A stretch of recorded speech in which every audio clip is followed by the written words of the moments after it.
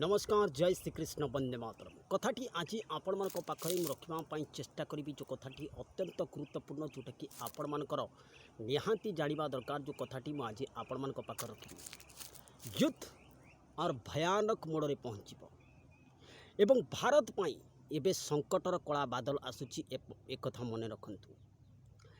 Bharat Pakistan Lebanon रूसिया Ukraine तुर्की योर्डन एवं सीरिया मन रखु भारत ना नि कौन ना कौन कन्फ्लिक्ट युद्ध परिसमा भितर को जापारती आ विशेषकर भारत में बड़ रिलेटेड घटना आपण मैंने देखा पाइबे विशेषकर बड़े बड़ हलचल हो भारत कौन मिसाइल टेस्ट कर टेक्निकल जहाँकि आपण मानक कही जे कि भारत टेक्निकाल आगू को बढ़ एभली परिस्थिति वर्तमान उपजुची जे ये युद्ध वर्तमान देखंतु स्टेट ऑफ हॉर्मुज रे बोमा जो फुटिला कहीं आपण मानक एक कथा कहूँ ये जो युद्ध वर्तमान चली ये कन्फ्लिक्ट बढ़ बरं कमिब नाही एक कथा मध्य मन रखंतु आउ स्टेट ऑफ हॉर्मुज एबे खोलिब नाही अथच 90 डेज बा 90 दिन अत्यंत संकटपूर्ण रहिब विश्व फेर से आपण देखिबे पावर क्राइसिस देखा जिवो